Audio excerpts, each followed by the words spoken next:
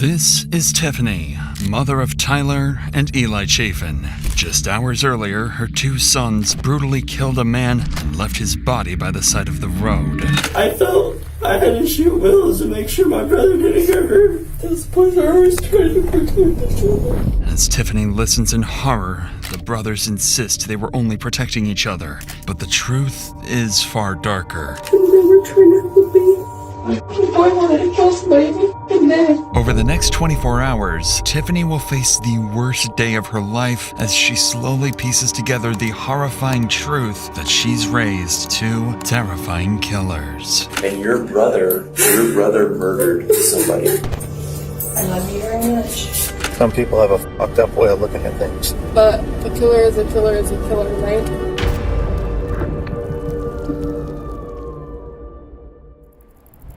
The Chaffin brothers' Sunday begins like any other morning in their parents' remote home near Aztec, New Mexico. They're sitting in the living room watching gun YouTubers and playing video games. A young woman is with them. She turns to the brothers and asks if they would kill for her. But just then, her phone buzzes, and in that moment, something in her snaps.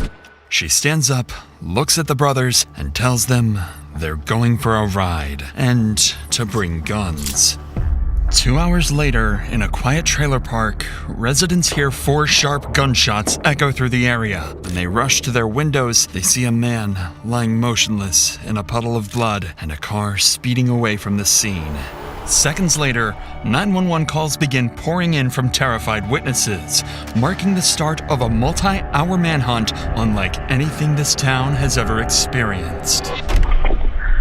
This is just a shootout. Somebody got shot over here. And I think somebody's either dead or bleeding across the street. One of the two. He was walking out of the house and they just started opening fire on him. It's like a white SUV. I'm the neighbor. I do not want my name used. Gunshots. Less than 5 minutes ago, he hopped into a white, looked to be like a Ford Escape. Within minutes, multiple officers rush to the scene, with no idea what they're up against or if the shooter is still somewhere nearby. The following footage has never been seen before until now. Viewer discretion is advised. Get the kids away from here! You guys can leave. Go ahead and leave. Good. He's obviously 10-7. Officers find the victim lying face down in the grass, while nearby residents begin gathering outside, oblivious to the danger still nearby. And before officers can secure the scene, something catches their attention. A white SUV parked just 100 yards away, matching the description of the suspect's vehicle.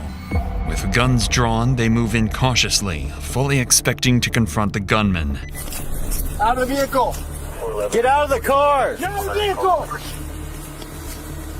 Is there anyone else in your car? My dog. Just your dog? Yes. Okay, just keep walking to me. Do you have any weapons on you? No, sir. No weapons in the car. No weapons on me. I just took by a friend of mine. Put your hands on top of your head for me, please. Sure. I just went to the dollar store and got cigarettes. And I came to see my buddy, so I turned around right there, and you guys were right there.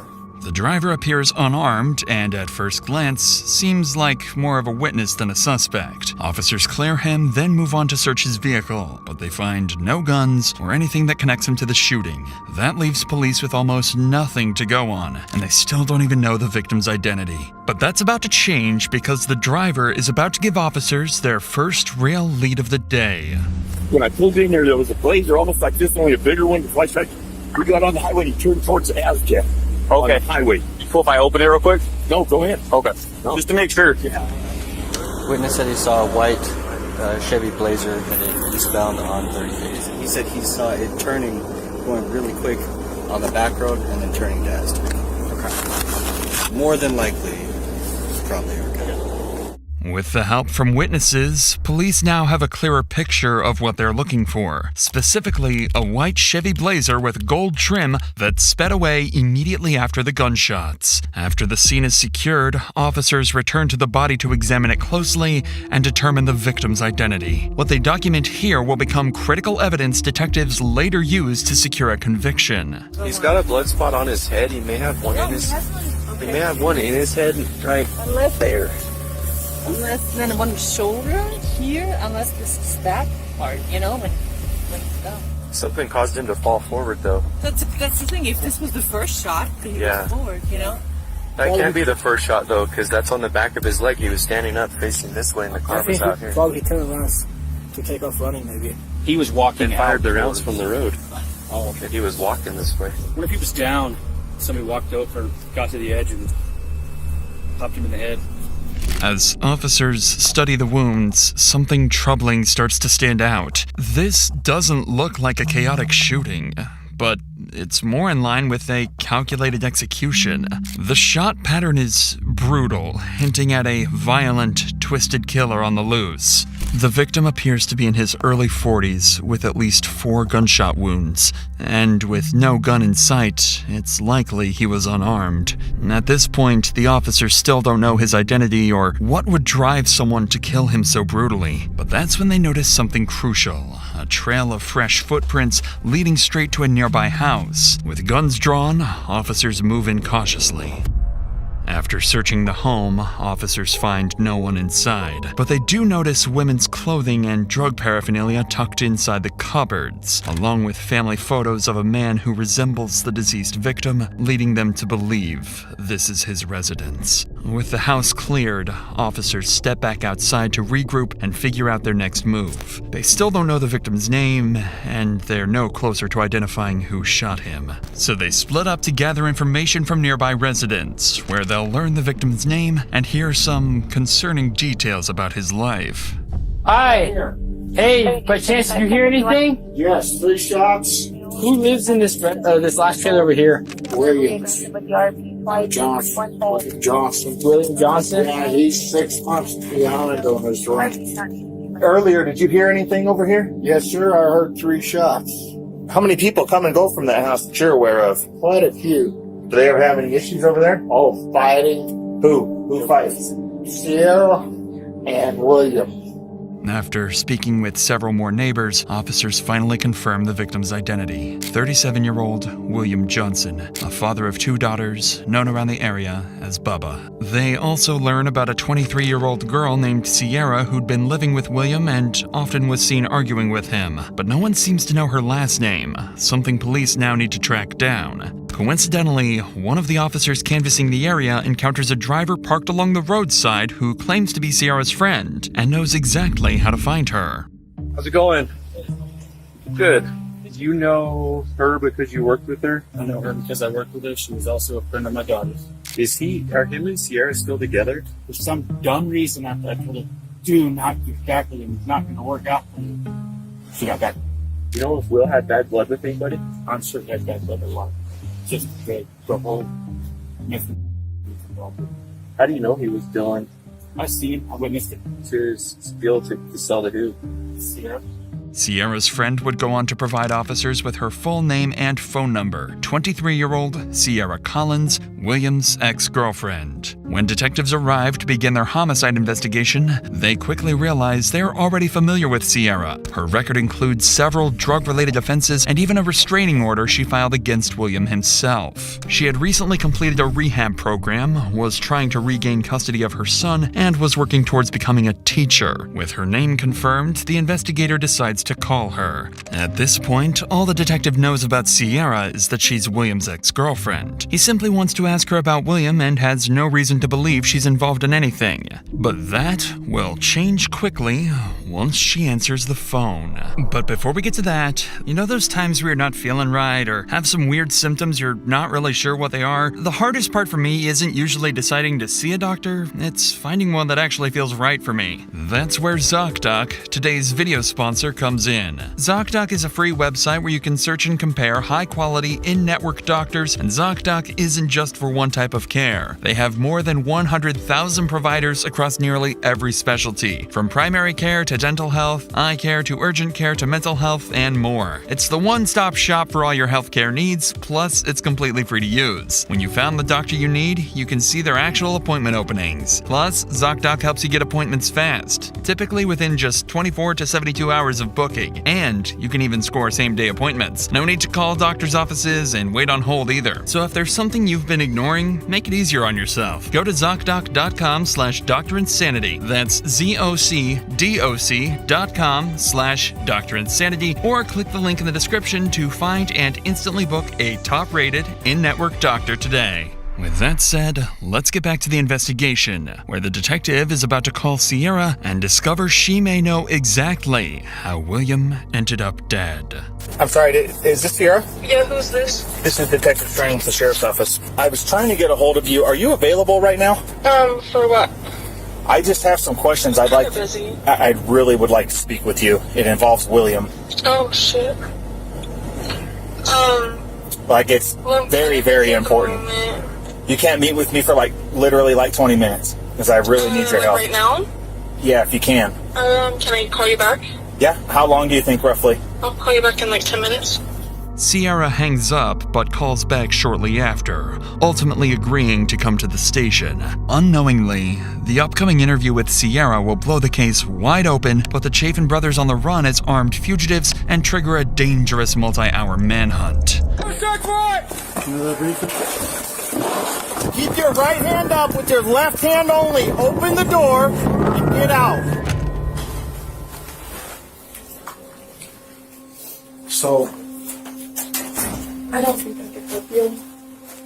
Not today, anyway. okay, and that's fair. Do you know who he dealt with on that whole drug side of things? Like who kind of his person was? That was his complete. The reason I asked you is that's a motive. That's a great motive. I mean, he bought dope from a lot of fucking people. You know what I mean? Did he owe any of them? Yes. Okay, who did he owe? He owed the landlord money. Well, I know he owed the landlord. I talked to him this morning. I mean, anybody to the point where you think they would want to kill him? Like, why would someone want to murder him?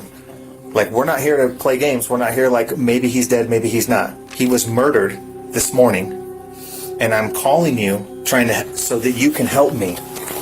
Okay? I'm not here to get you in trouble. Obviously, he's not in trouble. He can't be in trouble. Because regardless of whether you agree with what he was doing or not, or trying to help him or whatever. Why'd you guys break up? Can't get his anger under control. Was he abusive to you? Yeah, but when it was good, it was good. Sierra starts crying almost immediately, but the detective can quickly tell it isn't genuine grief, more like someone afraid of getting into trouble. Seeing this, he shifts the conversation to William's phone. Officers had found it at the crime scene earlier, believing it might contain crucial evidence. The detective brings it up to see whether Sierra is willing to help unlock it, something she would do without hesitation if she truly cared about William. What's the passcode for William's phone? Don't tell me you don't know, because I know that you do. I know that you know.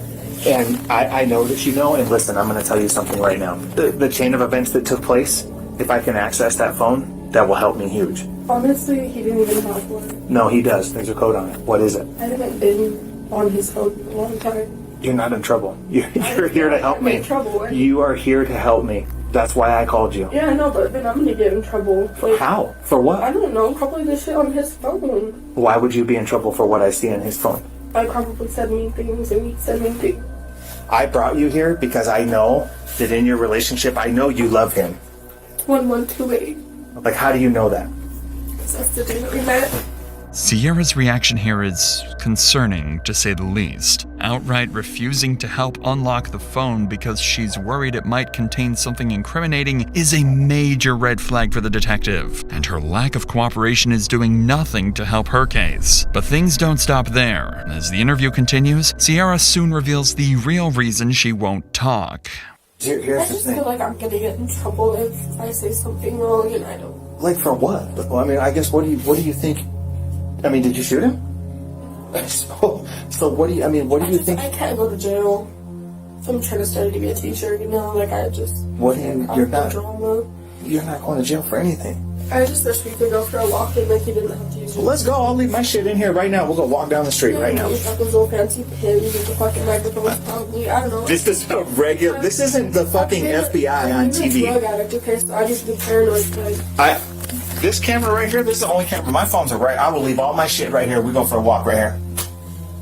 Even though Sierra admits she knows who killed William, she refuses to say it inside the interrogation room, so the two agree to go for a walk, and the detective leaves his body camera behind as he escorts her outside, hoping she'll finally talk.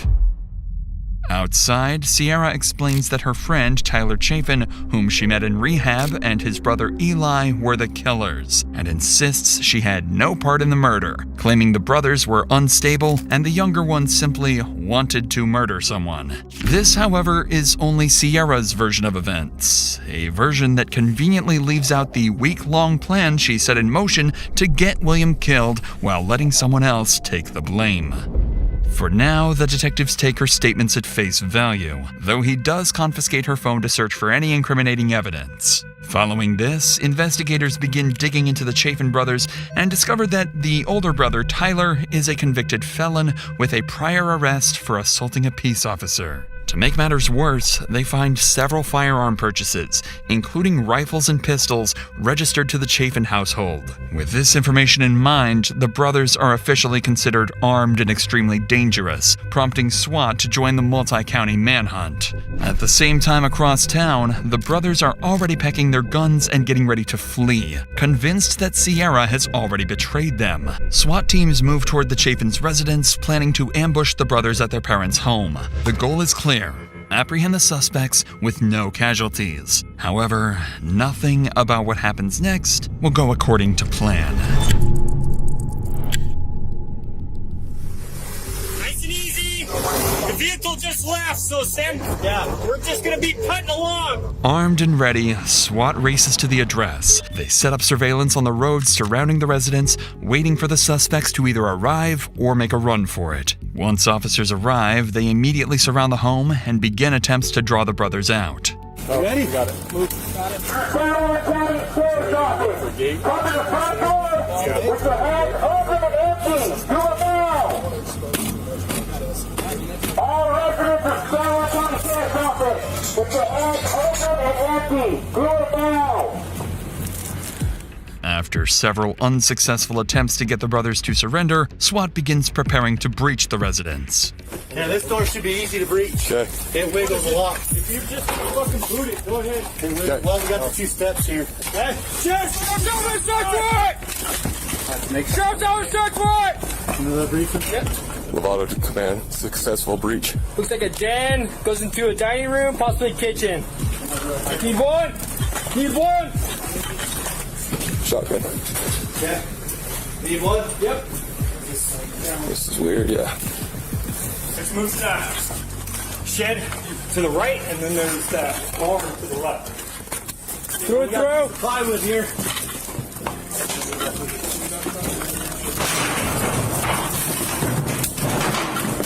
Yeah, you're good to right here. On me. Good.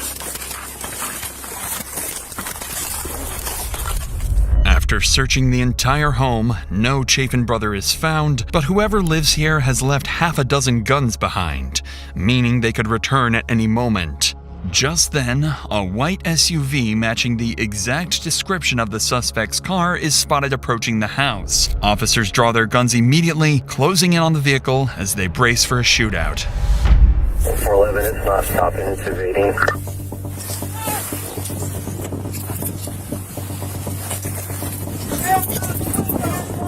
Okay. Keep your right hand up with your left hand only. Open the door and get out. Put your hands up. Turn around and face away from me. On your knees.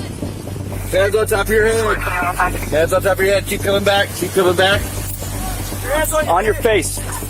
On your face. On your face. On your face. All clear? We've got 2 in custody, 6633. Officers successfully arrest the brothers and find an AR-15 rifle in their car, a reminder of just how deadly this confrontation could have been. They are then placed together in the same police vehicle to be taken to the station. This is a deliberate move. The car is equipped with a microphone that might capture the suspects coordinating a cover-up. The smartest move for the brothers would be to stay silent, but the police aren't dealing with the brightest. What they're about to say will give investigators all the ammunition they need for the upcoming interrogations, and a chilling glimpse into the twisted minds of these killers. Stop, Eli. Okay, so I gotta reach down here. Yes, sir. Don't kick me, please. Did you say hi to Mom? Huh? Did you see Mom? Yeah. Coming with me. Alrighty, guys, hang tight, alright? Yes, sir. When you get to the jail, don't tell them that you want to commit suicide or anything like that, alright? Okay. Me and you are going to go to the same cell block. Okay. We'll be together and I'll show you how to do jail shit. I don't have my gun anyways. Just be cool, okay? Are you dead? Yeah, pretty good. What's he doing, you two? This guy hid a pistol in his crotch or something stupid like that. So whenever they had gotten to the places to take him out, he had pulled that shit out of it. Like, Tiffany. On the way to the station, Tyler, being the older brother, immediately takes charge, telling Eli not to cry or bring up self-harm and to stick to their story. From this conversation alone, the detectives can already tell the brothers won't be easy to break, especially if they stay together. So once they arrive at the station, the brothers are immediately separated. From this point on, neither will know where the other is or what they've said. The detective assigned to interview the brothers is Detective Decker, who served with distinction and was recently promoted to sergeant. Decker's goal is to provoke one of the brothers into slipping up and contradicting the other, a strategy aimed at uncovering what really happened. Eli, the teenage brother who allegedly pulled the trigger, is the first to be interviewed. But once they sit down, Eli instantly starts bargaining and asks for something the detective could have never seen coming. I know. Good, how's it going, man? Not too bad. How old are you? I'm 19. 19. I would like to have my parents in for the questioning, because anytime I've been told if they're going to do any questioning for you, is to have them in during the questioning. But at this point you're 19. The parent part generally applies to juveniles. I get that, but I still like it. Detective Decker is baffled. Eli is 19, legally an adult, yet he still insists on having his mother present. Decker already senses how messy this could get. Any parent with even basic instincts would tell their kid to ask for a lawyer immediately. But with no other choice, he escorts Eli back to his cell, still weighing the pros and cons of calling the mother. In the meantime, the detective moves on to interview Tyler, who will prove to have a very different strategy, one the detective won't catch on to right away. So,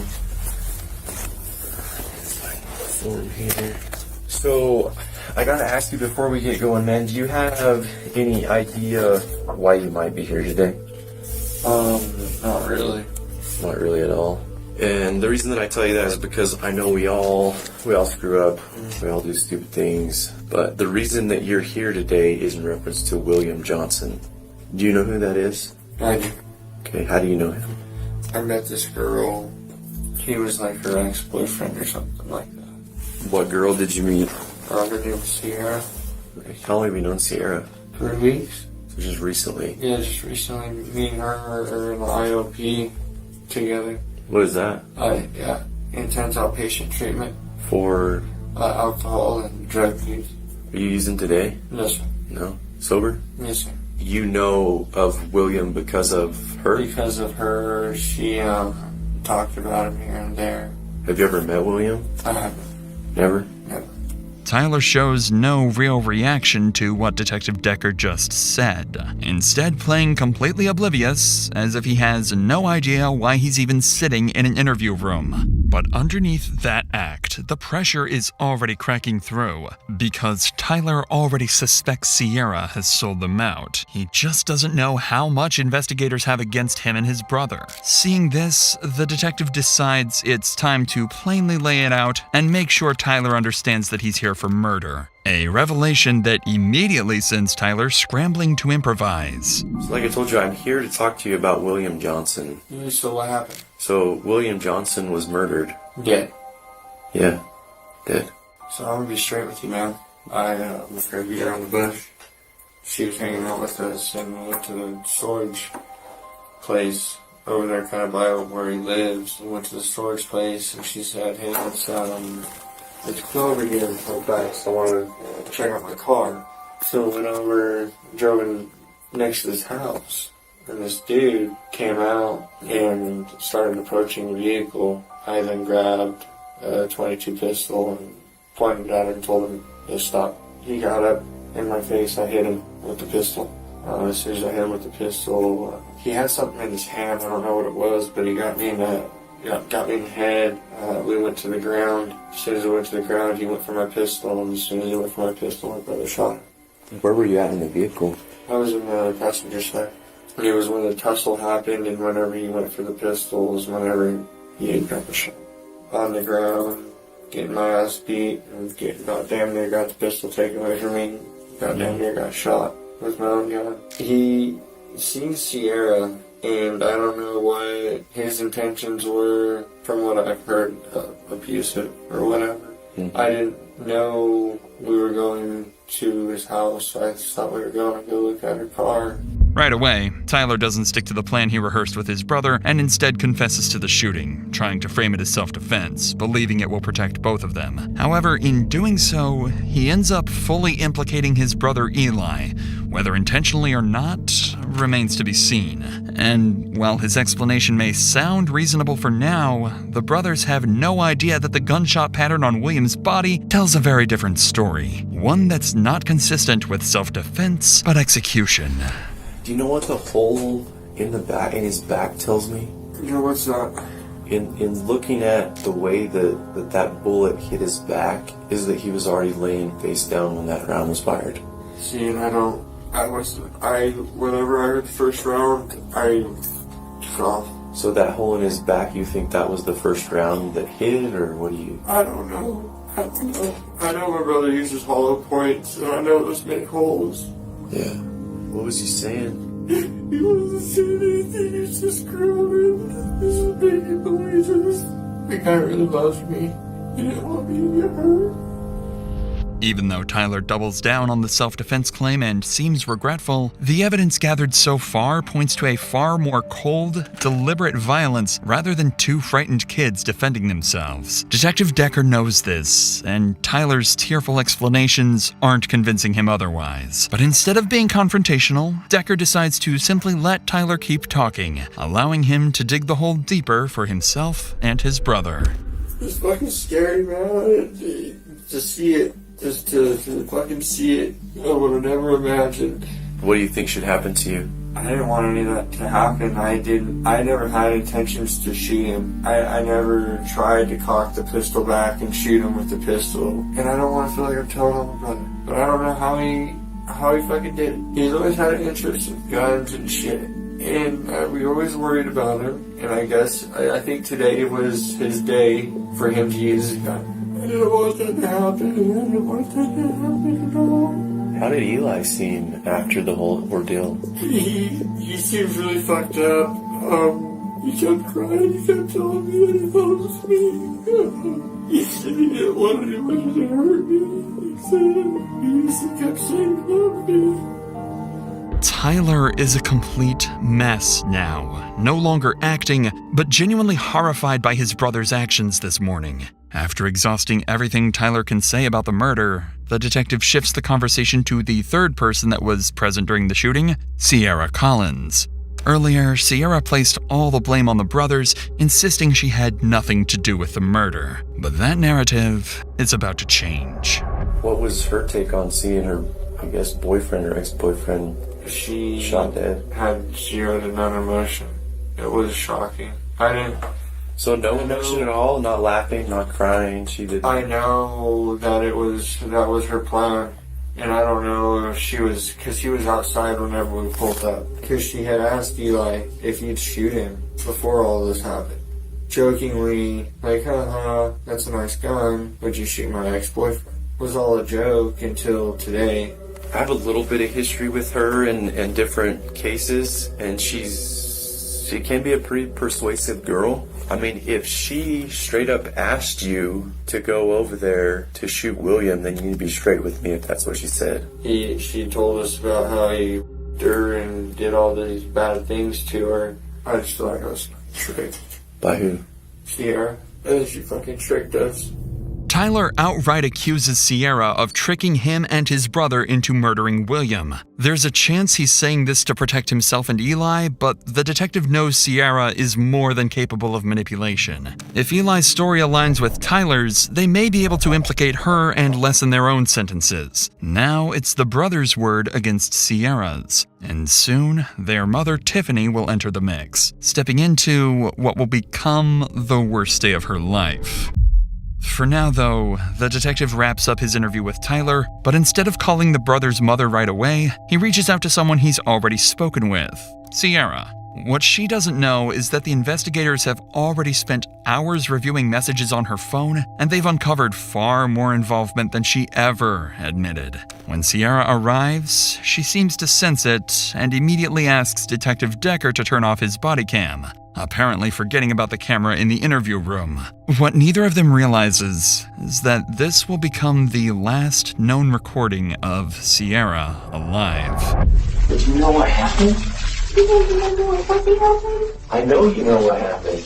But why do you think that happened? Don't worry, I've been blaming myself all fucking night. You don't have to do it too. I didn't know Tyler had a gun in the front seat. Had they ever been to Will's house before? No. No. How did they know how to get there? So you know none of this looks very good, right? Whenever you send text messages like that to Will and then proceed to go over to his house with your homies who are strapped. You didn't know that I was sending text messages to him? And William ends up dead because they shot him. It kind of seems like an orchestrated plan to me.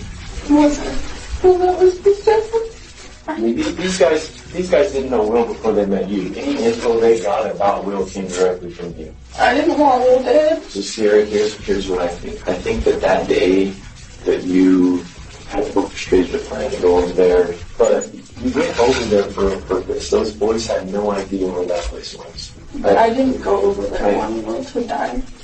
All the evidence that I have says that there was something planned to go down there to do something. Look, I'm a piece of shit, okay? I didn't want him to die. Why didn't you help him? Fucking boy wanted to kill somebody and he fucking dead. Why didn't you help him? I said turn around. I said you guys just fucking killed any of his kids. Sierra continues to insist that Eli simply wanted to kill someone and that she had nothing to do with it. But at this point, none of what she says matters. Her phone is filled with incriminating messages she can't explain away. And now, not only is Sierra not getting her phone back, she's about to learn she's not walking out of this interview room either. Her life, as she knows it, is over. So Eli killed your best friend, gunned him down, and shot him dead in front of you, but you don't know what you think happened, Eli. I just was a little kid. Do you feel like you're to blame for any of it?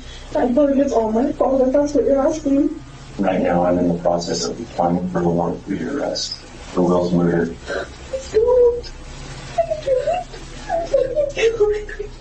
Sierra, I'm not saying that you are the one that went over there and pulled the trigger, but some of your actions directly impacted the way all that turned out. Will's dead. We can't bring Will back. So Sierra, if it's my choice, you're going to go to jail and you're going to be charged.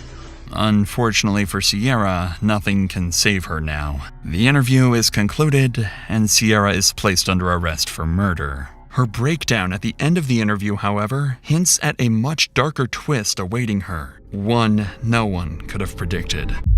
By now, Detective Decker decides it's time to speak with the person who allegedly pulled the trigger, Eli. So he finally calls Eli's mother, Tiffany, asking her to come down to the station without explaining exactly why. Shocked to receive a call from the police at such an hour, Tiffany arrives within minutes. When Decker goes outside to notify her of the horrifying crime her sons are accused of, her reaction is strange, to say the least.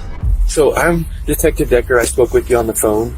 When I went to talk to Eli, he wanted you present while I spoke with him. He didn't really explain why. I mean, he's an adult, so normally we don't get that from adults.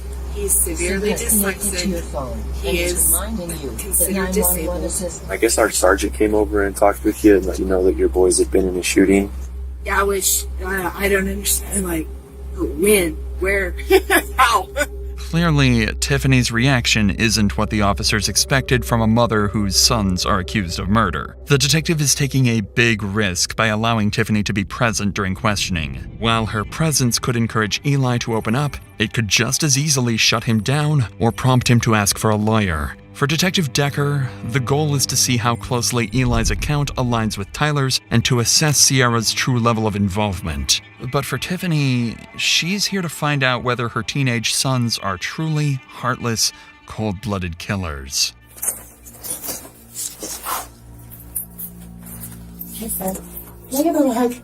Absolutely. So you feel comfortable talking to me now? Mm-hmm. Cool. So just to be straight with you, the reason that we're here today is in reference to William Johnson. Okay. Do you know that name? I have no clue who that is. No idea. No, sir. Clearly, Eli is sticking to the story he and his brother concocted, completely unaware that just hours earlier, Tyler had already given him up.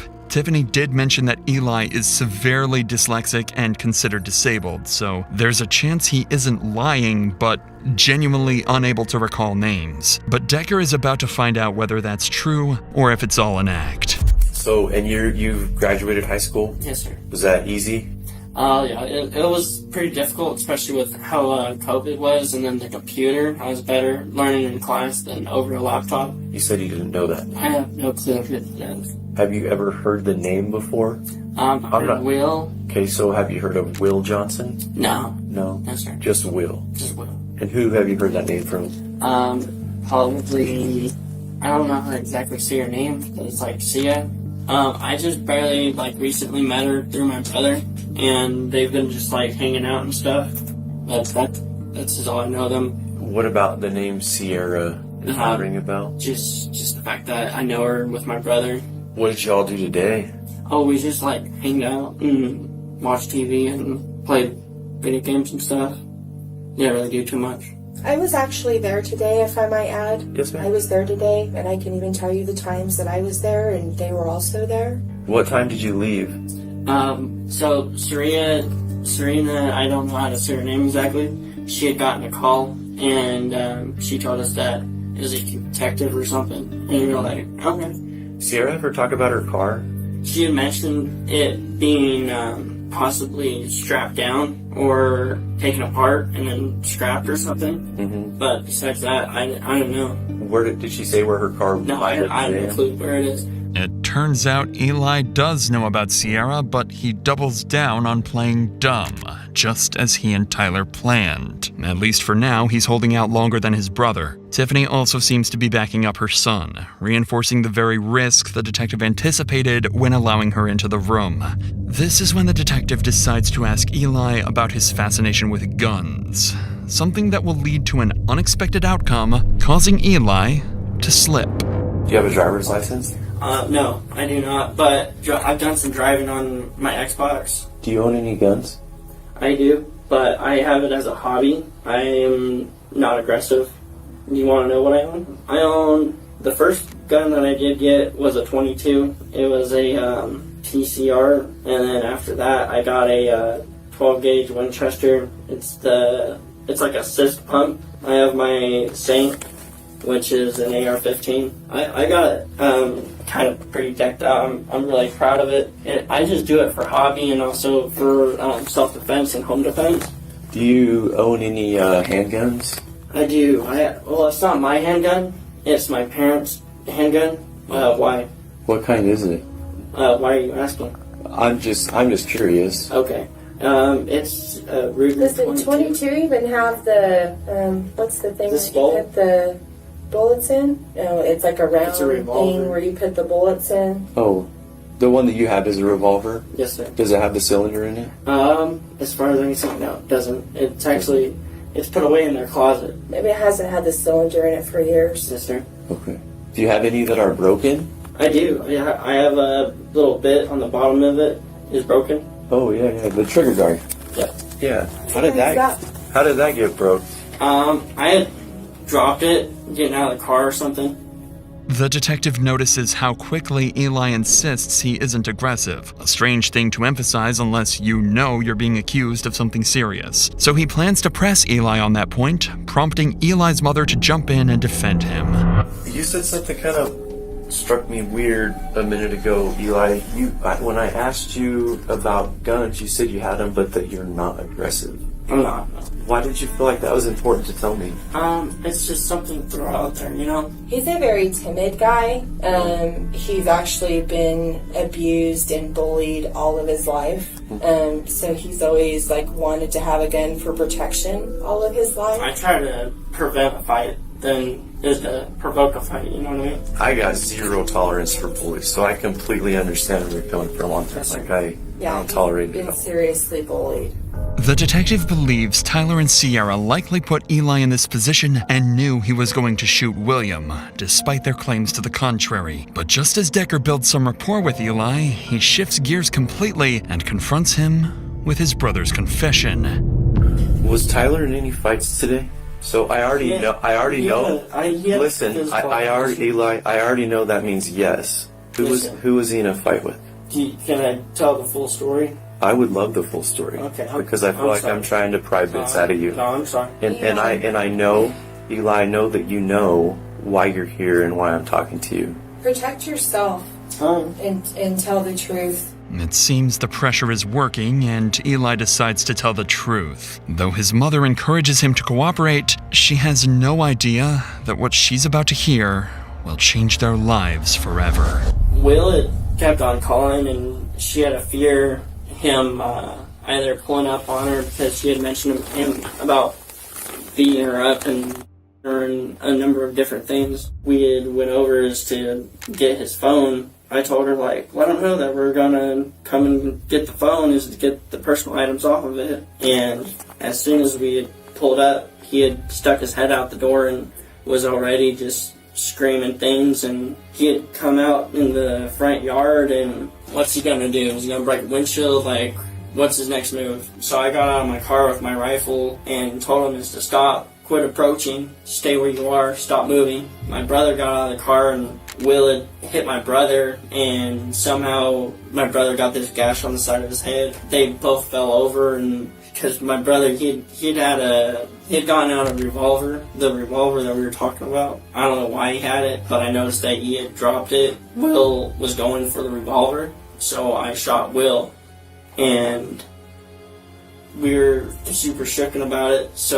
But in my defense, I didn't want Will to kill my brother. I didn't want Will to get the gun and kill my brother. So I shot Will. I didn't have intentions of killing him. I just wanted to get the phone and leave. But it turned physical, and I felt I had to shoot Will to make sure my brother didn't get hurt. Those boys are always trying to protect each other. Is he alright? No? No, he's dead. Oh my God, Eli. I'm sorry. I didn't want to kill him. Eli breaks down and begins recounting what happened. With each sentence, Tiffany struggles to listen as her son describes how he committed murder, something no mother ever wants to hear. But even as this tragedy unfolds before her eyes, she clings to the hope that her sons acted only in self-defense. That's a belief the detective is about to challenge. I already talked to Tyler. He told me he never lost possession of the handgun. He maintained it in his grip the entire time he was there. Okay. He never dropped the gun or anything? No. Well, I assume then at that point Will was going to pry the gun out of his hands because they're both on the ground. One of them's got a gun that's like a freaking revolver. Yeah. One of those easily accidental guns, besides like a Glock. So look, Eli, here's the problem that we're going to run into, okay? So, you and Tyler went over there, but you went over there with guns. For self-protection, for protection of myself, because she had even already mentioned that he had kidnapped her, he had beat her, so I wasn't looking forward to getting beat. So you went over there to teach Will a lesson? No, I didn't want to go over there and kill Will. But you wanted to teach him a lesson. Why would I want to just teach him a lesson? I just wanted to take... Sierra and he beat her. He had nude photos of her. That's her personal business. I don't like girls. And obviously she gave him the address because neither of them She had knew. taken this directly there. If somebody's attacking me, doing physical harm to me or my loved ones, then I may do something about it. He had pulled out a phone as if he was going to pull out a gun, but I had actually waited for him to see what he was going to pull out before doing anything crazy or irrational. Where did he pull it out from? He had... Can I get up to do an example of how he did this? Absolutely. So he'd come out and went like this, and then went and pulled out his phone all crazy and was like acting all stupid with it. And that's whenever Tyler ended up on the ground. He had hit him in the side of the head with a phone, and Tyler pistol whipped him. Have you taken any handgun courses, any like self-protection courses, any firearms courses? I do a lot of training on my own time. Okay. What does that look like? I'll watch YouTube videos on my and just learn from the YouTube. There's a number of different gun TikTokers that I've learned from out there. Eli only digs himself deeper when he admits he learned gun handling from YouTube and TikTok. And this is exactly where the risk of allowing his mother into the room starts to show. Given what you said, do you really think you should keep talking, or do you want to wait and get an attorney? I'll do what you want. No, I'm just telling you. Given what you said, I don't know that you should keep talking without getting the advice of an attorney. So Eli, at this point, the only thing that I'm after at this point is I'm trying to figure out of like when you can and when you cannot shoot somebody. I've watched a lot of body cam videos on YouTube, police officers and stuff. Some of them. You should stop. Alright, I'm going to stop. What do you mean you're going to stop? I think given the situation, he should probably have an attorney present. Ma'am, that's completely up to him. I'm with whatever she wants. So what do you want? Is to have an attorney. Cool. We're done. I love you, son. I love you too, Mom. I can't believe you let that girl take you there. With an attorney requested and the interview shut down, Tiffany hugs her son once more, likely realizing this may be the last time she gets to do so. Having now interviewed both brothers, the detective has made up his mind about them. He steps outside and tells Tiffany what he really thinks about Eli. I guarantee you she's the one for you. When I talk to Tyler is a mess. Eli he's got a different attitude. It's almost like he doesn't care. I've watched these two protect each other. Tyler used to watch Eli get bullied and watch him get beaten with a school computer. Can I ask you another thing? Is Tyler here? Yes. Can I see him? Give me just a minute. I just want to give him a hug and tell him goodbye. I'm here with him. We'll do it this time. I came in here to give you a hug. And tell you to get a hug with your finger. Be with your brother. I love you very much. No matter where you are, no matter what, I will always love you. That's okay. I love you, Mom. I love you. Bye. After giving her sons one final goodbye, Tiffany leaves the police station still believing they were nothing more than pawns in a sadistic scheme, insisting Sierra alone should be held responsible. The next morning, a judge approves the murder charges against Sierra, while the brothers' charges remain pending. At the same time, Tyler asks to speak with the detective again, wanting to know what charges he and his brother might face. For Tyler, this is his last chance to shift the narrative in both his and Eli's favor, and influence how police view their roles in the killing. But for Detective Decker, it's an opportunity to strengthen the case against all three suspects. However, when he sits down with Tyler for one last time, he begins to wonder whether Tiffany might have been right. That maybe her sons aren't the monsters everyone assumed. You alright? What did you want to talk about today, Tyler? I just wanted to tell you that we were set up, that we didn't know where we were going, that we were just going to go see your car, and that's as far as my understanding was. What do you mean you were set up? I feel like I was set up. I feel like I was dragged to the house. I feel like I was used from the begin with. She had told me she wanted him dead, and I said, "Oh, I'm not the guy for you." I never offered. I never said, "Hey, I'm gonna kill this fucking guy for you." I don't know what the fuck's going on, man. So Tyler, I'll tell you right now. I tell you right now, I don't disagree that you may have been set up. Tyler maintains his self-defense story, however, this time he's far more adamant about Sierra's role in everything that happened. But there's something else Tyler wanted to speak to detectives for that he didn't mention up front. Earlier, Tyler was allowed a brief moment with his brother Eli, giving the two just enough time to compare what they'd told police. Now, Tyler has figured out the one major inconsistency between their stories, something he believes will help their case. I wanted to talk to you guys. I didn't have full control over that weapon. Over which weapon? That 22. I do believe I dropped it. So I asked you yesterday if I had full control over the weapon, and you said yes. I did. And then I even double checked again. I asked you. Yes, sir, you did. I asked you. I said, so it stayed in your hand the whole time, and you were absolutely sure it was in your hand the whole time. And that was our pride. That was my pride. So how did you get the gun back in your hand? And went back and found it and picked it up. What do you mean you went back and found it? Well, like, whenever I was going to go get in the car, I turned around because I said, where the fuck's the gun? And I went back, grabbed it, and put it back in the car. So you understand that there's independent witnesses that saw what happened, right? Yes, sir. Tyler, I'm going to be honest with you. It seems like at this point you've had some time to think about what happened. Not only what happened, but maybe some things you could tell us to try to preserve yourself. This was Tyler's last desperate attempt to pull himself and his brother out of trouble. Detective Decker quickly realizes what Tyler really wants from this interview: to protect Eli and salvage whatever future they have left. So he decides to give Tyler the hard truth he's been avoiding. What you're having a really hard time with right now is that brother bond.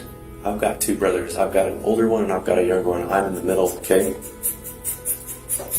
And that's what's really troubling you right now, is it's your brother. And your brother murdered somebody. And you helped do that. And I think that is your biggest problem. Your biggest fear right now is that you've made things pretty rough for your brother. I know what brother love is, man. I've got him. There's a lot of things that I would do for my brothers in a snap of a finger, man. You do got a long road ahead of you though, so. You can hear the empathy in Detective Decker's voice. He knows Sierra manipulated the brothers, but that doesn't change the facts that the Chaffins went to William's house on their own accord. Following this, Detective Decker wraps up the interview with Tyler and proceeds with murder charges against all three. As the case moves forward, Tiffany never stops supporting her sons. She stays in contact with both boys, hoping the truth will help them find a way out of this. Jail calls capture a brief glimpse into a mother caught between the children she's raised and the reality of what they've done. Yeah, I've been trying to video Eli for the last 30 minutes, but nobody will get to the tablet. No, for real. Hey, Mom. Hey! What you doing? Oh, not much. We only have a few minutes. I bet they'll cut us off at 9. But you doing all right? Did I wake you up? No, I'm doing pretty good. I'm just hanging out. It's fun in here sometimes. But, like, honestly, I don't think I've laughed as hard as I have in here just listening to some of the bullshit. That's good. I like to hear that. I really love you guys, and I really love all the support, and I really appreciate all the help. I think it's awesome. I wouldn't do it if I didn't know what a good boy you were. Oh, I know. I really love you. Very much. Sleep good. Have a good night. I'll see you tomorrow. I'll see you tomorrow too. Bye-bye. Bye, Mama. Tiffany would go on to support her sons until the very end. But as the trial date approached, one of the trio's lives came to an abrupt end. In September 2024, while being held at the San Juan County Detention Center, Sierra suffered a severe medical emergency. The detention center could not provide the level of care required to sustain her life, and she was transferred to the regional medical center with limited brain function, where she died shortly afterwards. In July 2024, both Chaffin brothers entered plea agreements. Eli pleaded guilty to voluntary manslaughter, while Tyler pleaded no contest to second-degree murder and felon in possession of a firearm. Eli was sentenced to 6 years years in prison, followed by 2 years of parole, while his older brother Tyler received 15 years in prison, also followed by 2 years of parole.